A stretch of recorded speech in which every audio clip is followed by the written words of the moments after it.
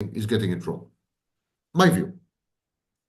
Just to stick with our two examples of Trump and Musk, they obviously cannot, they're not detached from reality. I think one would say that they see potential realities and realize them against people who say that they're delusional.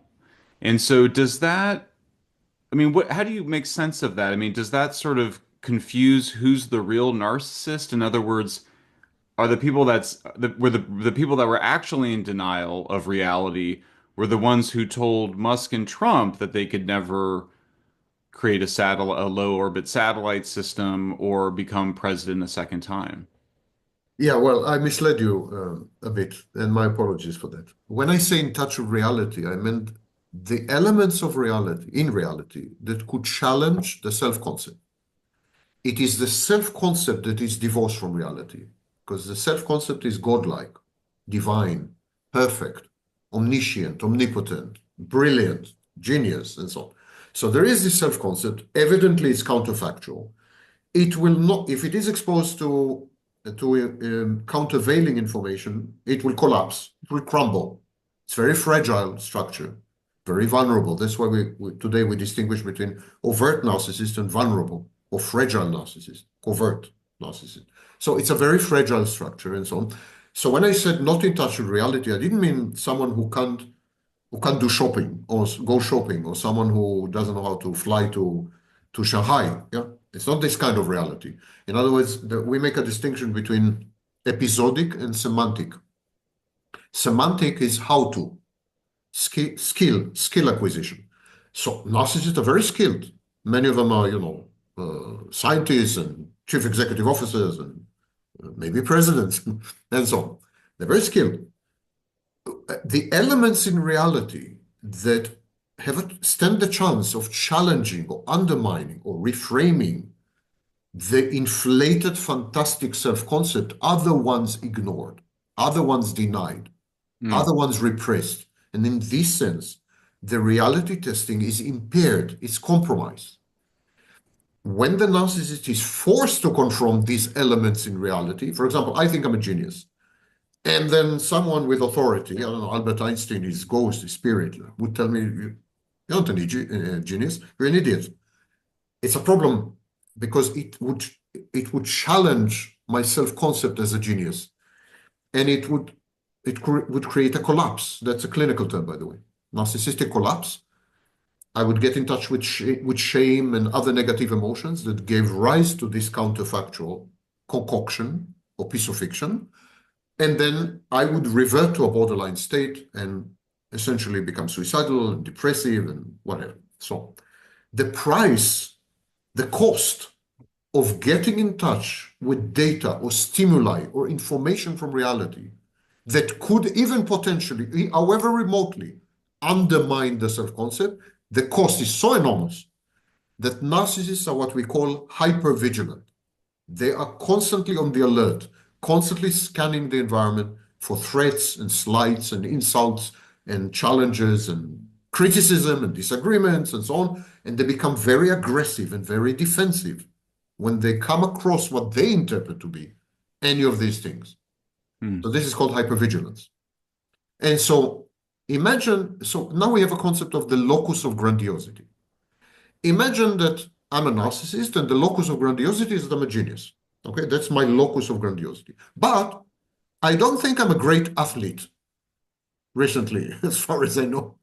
I'm not a great athlete. Yeah, I'm not a great basketball player or whatever. So if you were to tell me, Sam, you're flabby and you're obese and, it will have zero impact on me. It is not part of my self-concept. It is not the locus of my grandiosity. But if you were to tell me, Sam, I've talked to the biggest minds on earth and I've interviewed, the greatest, and you're not among them.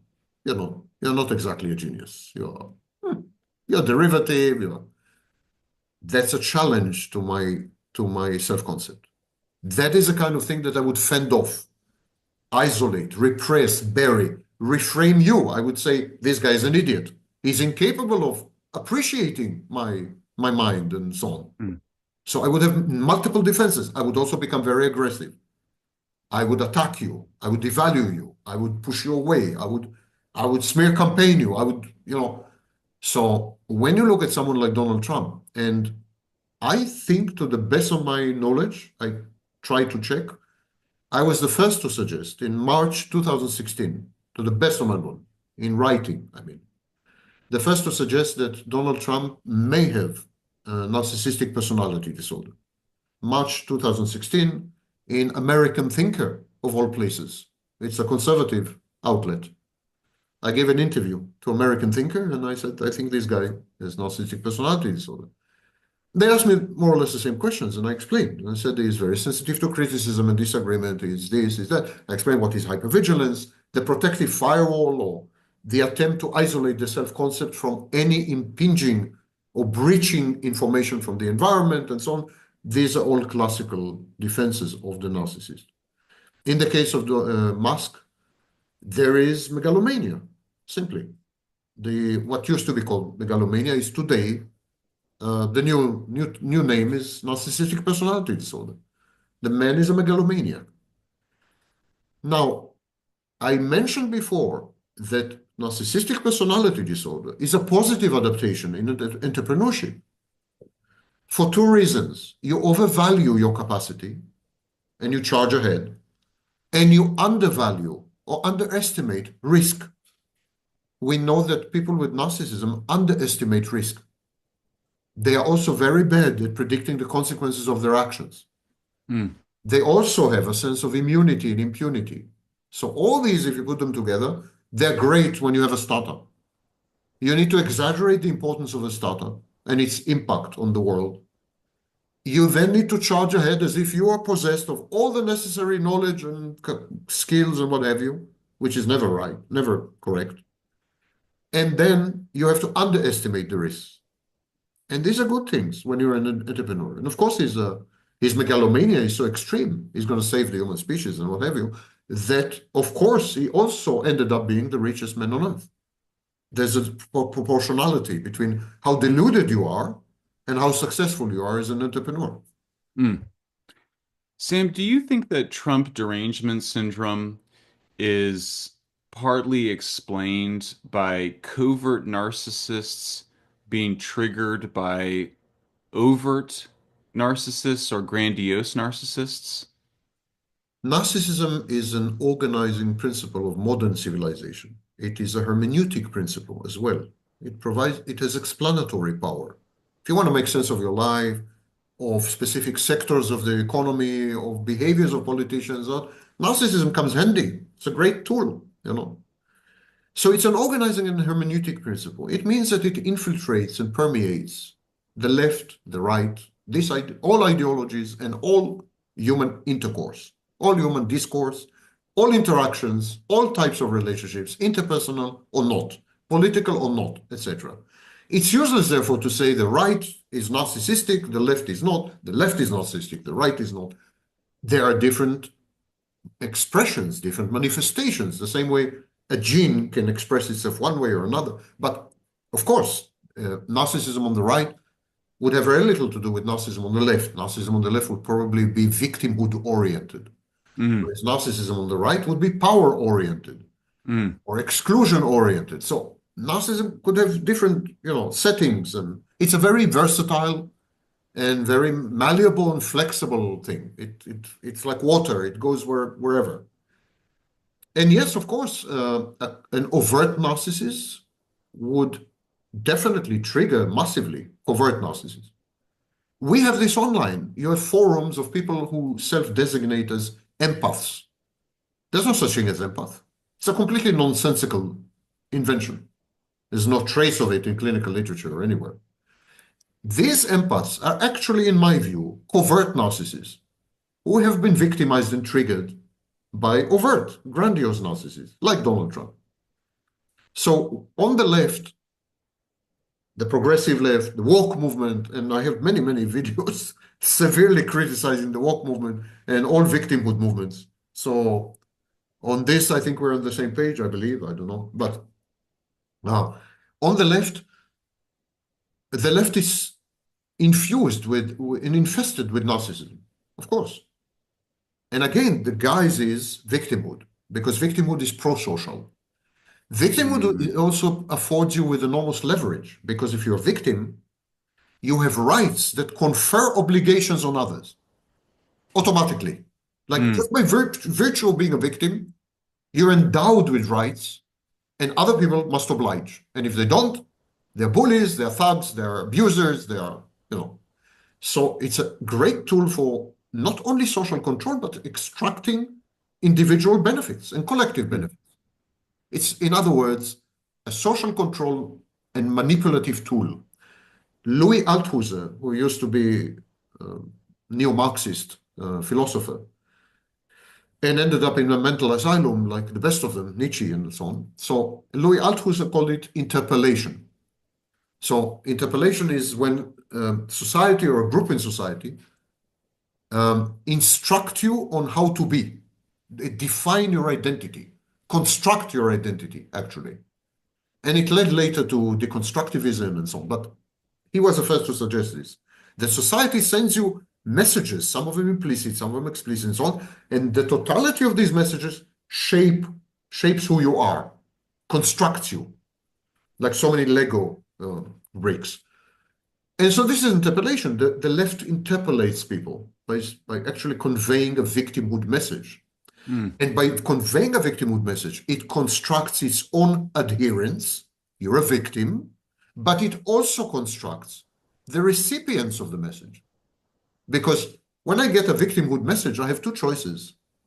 If I decline the message, if I refuse the message, I'm automatically an abuser.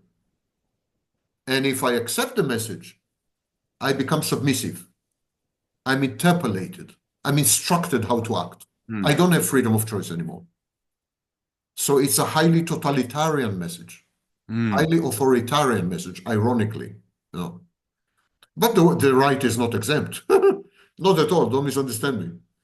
And But would you simplify it to say that the narcissism on the right tends to be more grandiose and the narcissism on the left tends to be more covert? there's victimhood in both spaces. Like white supremacism is a victimhood movement, in effect. Hmm. There's victimhood in both spaces, but the way victimhood is construed is different. Whereas in the left, the victimhood is extortionate. It's extortion-based victimhood. I'm a Hmm. victim, you owe me. Hmm. And you owe me, you will give me. And if you don't give me, I'll penalize you. And one way to penalize you is to cast you as an abuser, to defame you, to take away your reputation. There's a reputational cost when you Hmm. don't conform to the narrative on the left. Hmm. On the right, the victimhood gives rise to an operational agenda. It's a very functional kind of victimhood. It's like I'm a victim, but I'm going to do something about it. Hmm. I'm not imposing anything on anyone. I'm not expecting anything from. I'm going to storm the Capitol or whatever. I'm going to take things into my hands. I'm going to Hmm. because I think the right is connected umbilically connected to the early individualism in in the West, in the Wild West, and so on, this kind of. Hmm. Whereas the left is European. Hmm. The left is a foreign transplant. The left in the United States, I'm talking, because in Europe it's indigenous. In Europe, the left sits well with. I think in Europe, the right is a foreign transplant. Hmm. In some ways, because the modern right is not exactly Nazism. Everyone conflates the modern right with Nazism. Nazism was not, we could have another conversation. I'm not sure Nazism was a right-wing movement, but okay. Hmm. The new modern right in Europe is imported, and the modern left in America is imported. Hmm. And they're both xenotransplantation. They're both foreign to the body. There's an immune response in both cases. Hmm. And so in America, the left is European. European values, European teachings, European teachers, European gurus, I mean, you name it. I mean, just look at the curricula in universities, which I had the opportunity to do. I'm now a professor in the Commonwealth Institute in Cambridge. mm, So I received curricula to teach and so on and so forth. Even the United Kingdom is infected. mm, The on the curriculum you have majority, I would say, French thinkers. mm, In Britain, French thinkers, not 18th century, for example, Adam Smith or Hume or no.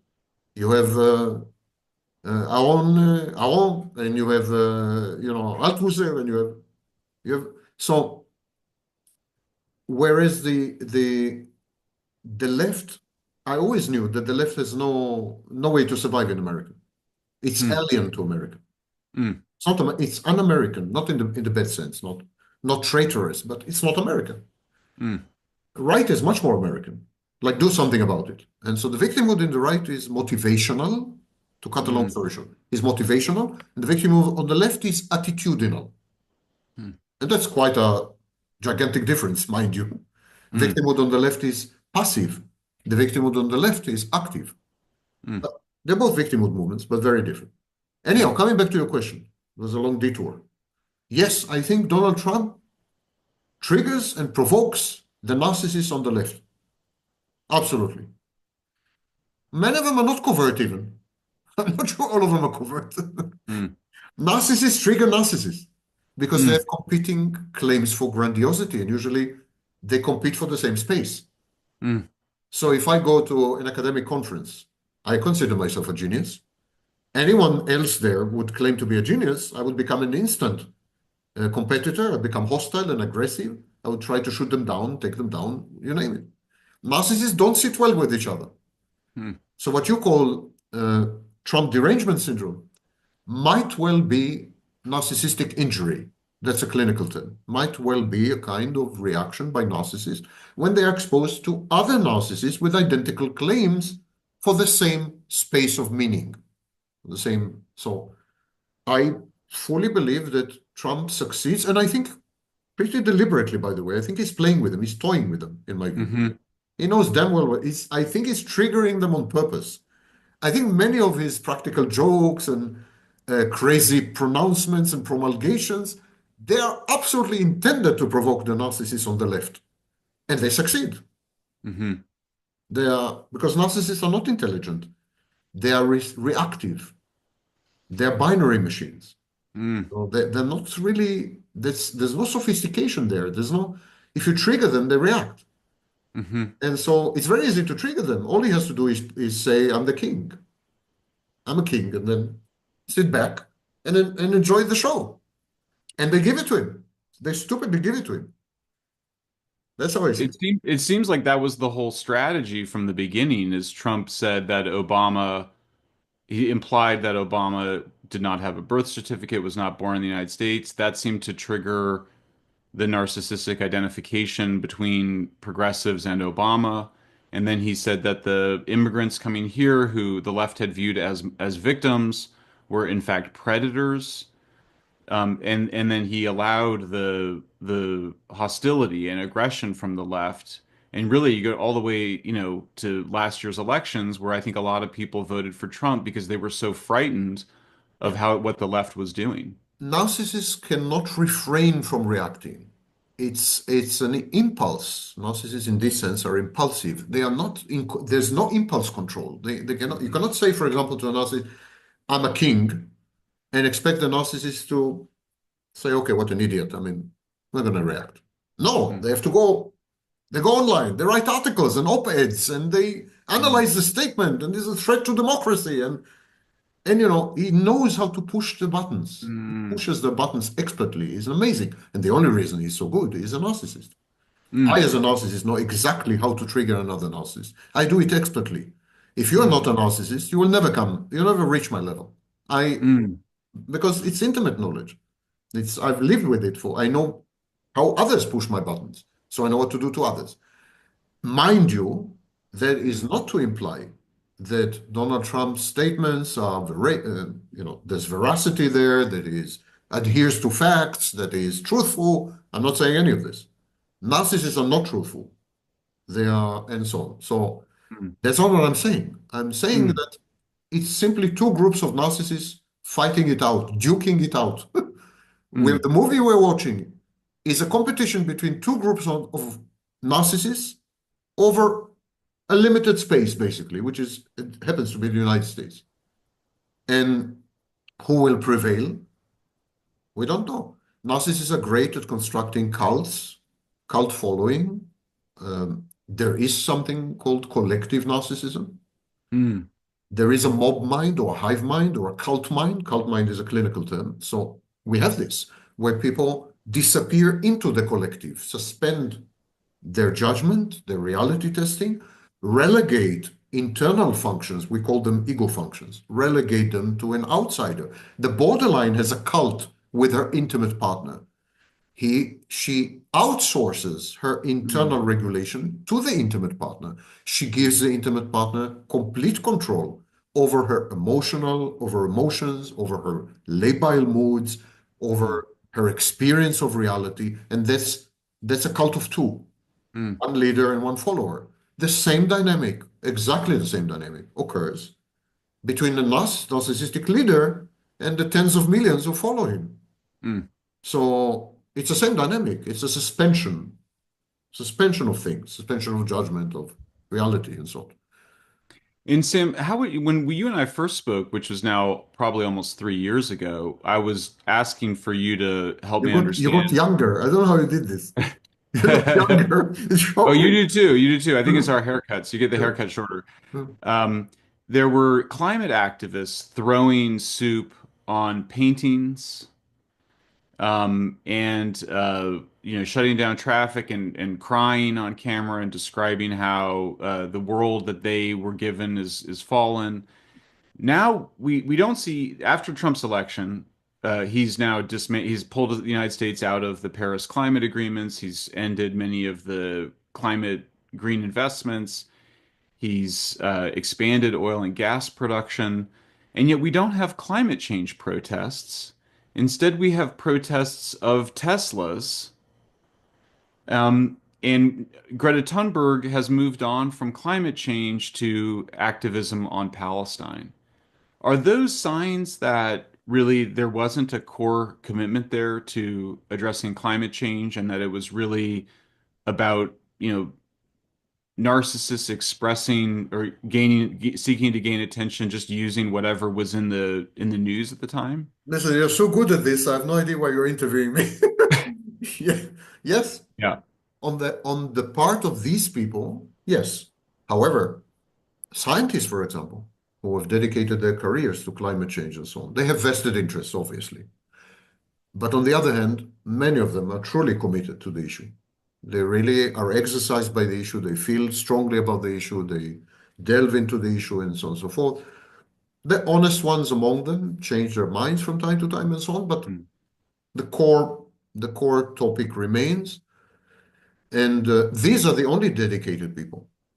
The others, like Thunberg and worse, they're itinerant narcissists in search of self-aggrandizing causes. And what determines their commitment is the exposure. Hmm. Climate change afforded exposure, then it didn't. Palestine afforded exposure, and soon it won't. They will move Hmm. on to the next thing. God knows Hmm. what. These are professional activists. These are victimhood. These are victimhood professionals. Hmm. This is a name. It's called competitive victimhood or professional victimhood. It was first described ironically by Israelis. Uh, there was a there was four studies by Gabay, Gabay, and her allies, her colleagues. Four studies published in, I think all of them were published simultaneously in the year 2000 and 2020. I'm sorry, 2020. And she described a mental state of victimhood, a personality that seeks victimhood in order to self-regulate. And then she described this personality and she said these people uh, would go looking for situations where they could consider themselves to be victims, would Hmm. ostentatiously display their victimhood, would manipulate other people using their alleged victimhood, would insist would be entitled, would feel entitled, What she didn't realize, Gabai, it's a she, what she didn't realize is that when I finished reading the paper, it was an excellent description of narcissism. Narcissists are self-aggrandizing, they're entitled, they feel victims. All the time they claim to be victims, victimhood mental or stance, and so on. She was describing a narcissist. And then there were studies in British Columbia and in China, and Taiwan, and other places, and so on. And today it is widely accepted that there is such a thing, victimhood construct, victimhood personality. Mm, And these people uh, leverage victimhood or use victimhood as a vehicle to regulate themselves internally because they are narcissists. mm, And so there were studies that have demonstrated pretty conclusively that narcissists and psychopaths have penetrated the upper echelons of most major victimhood movements. And they now are in control of these victimhood movements, narcissists and psychopaths. So, yes, Greta was not committed to any specific cause. It afforded her the exposure. It was great. And then, it dwindled. There was a far right and right backlash. mm, People began to lose interest a bit. It was a bit faddish to a large extent. There were these agreements, Kyoto, then Paris, and this and that, and people said, well, we're taking steps, we're doing everything we can. And there was a shift, I think, in the studies of climate change from we can't stop climate change, it's inexorable. Let's learn to live with it. So there were a lot more resources diverted to how to survive with climate change, how to cope with it, how to plan ahead, which is, I think, the right emphasis. I mm, mean, you just have to accept some things and live with them, you know. And so her kind of protestations and grandstanding and became a bit comic, and people began to kind of be disenchanted with her. mhm, And then she discovered Palestine and reemerged. And tomorrow she'll find something else. This woman, until the day she dies at age 85, I hope for her, would be committed to these are serial activists, like they're serial monogamists and serial mm, killers. These are serial activists. mm, And the victim changes, exactly like serial killing, the victim changes from each mm, incident to another. I am not mm, impressed by any of this. And all these ostentatious displays at the universities in the United States, Columbia, and this and that. I was watching this. It's cringeworthy, simply cringeworthy. mm, These people, and the test is very simple. Do you know what you're talking about? That's the test. mhm, Narcissists have what we call in psychology headline knowledge. It's a clinical term. Headline knowledge means you're superficial. You browse a few articles and so on, you consider yourself a world-leading expert. That's the narcissist way. Narcissist is a self-declared expert on everything and everyone under the sun just because he has been exposed to a 5-minute TikTok clip or video on YouTube. mm, That makes him an expert. mm, So the test, if you want to ask yourself, is this a narcissist who is adopting the victimhood mantle in order to garner narcissistic supply, or is it someone who is truly committed to the cause? Ask yourself how much they know. mm, And so a Palestinian from Gaza who would make the same proclamations and promulgations as Greta is probably a true activist, probably motivated by real personal loss and an intimate knowledge of mm, what is happening. Greta is not. mm, She's headline knowledge. A climate change scientist may have valid and cogent arguments about climate science because he spent 20, 30 years studying the topic. Greta didn't. She was 18 when she started. mm.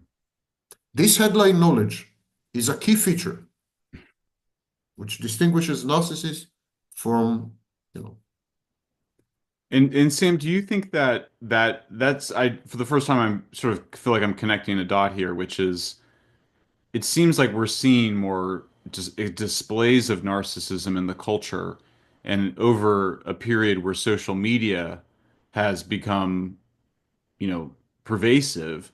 And so has social media, in your view, created that feeling among people that they understand issues better than they do, and that's then contributed to this exaggerated certainty, dogmatism, and intolerance and narcissism? There is malignant intolerance. I call it malignant tolerance. I'm sorry. Malignant tolerance is uh, using coercion to force you to be tolerant, even of things which in principle should never ever be tolerated. So this is malignant tolerance. And another phrase I coined is malignant egalitarianism. If you have access to Wikipedia, you're as much as an expert as anyone, as much as a scholar as anyone, as much of a scholar as anyone. So if you have access to Wikipedia, you're a historian, you're a medical doctor, you're a physicist, or you're an expert on narcissism, like, most YouTubers. So yes, there is this sense that technology not only empowers, but has the transformative value of what Jung may have called collective consciousness, not collective unconscious, but collective consciousness.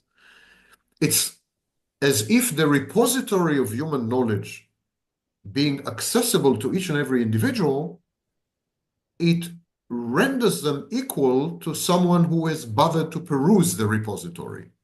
In other words, the emphasis is shifted from intimacy to access.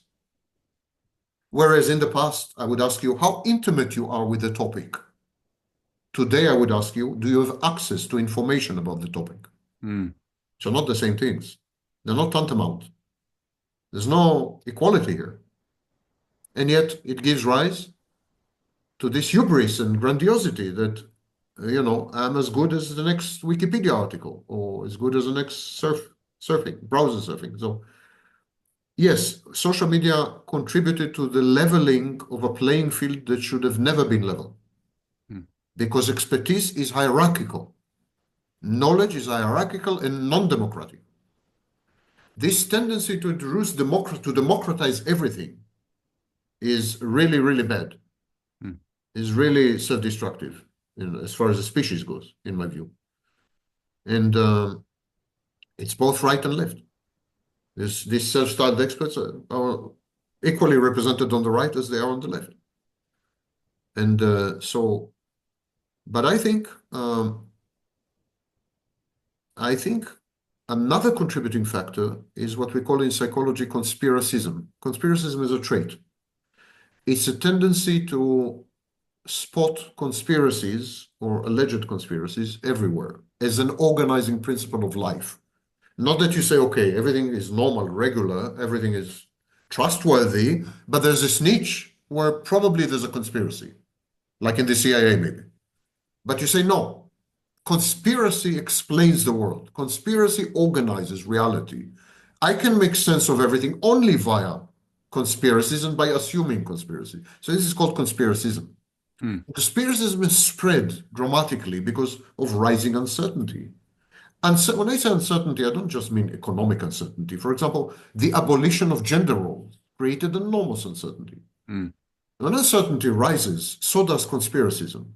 And so when you assume that there are conspiracies everywhere, then there is no objective knowledge because you suspect the scientists of falsifying knowledge. Because they're, I don't know, being paid.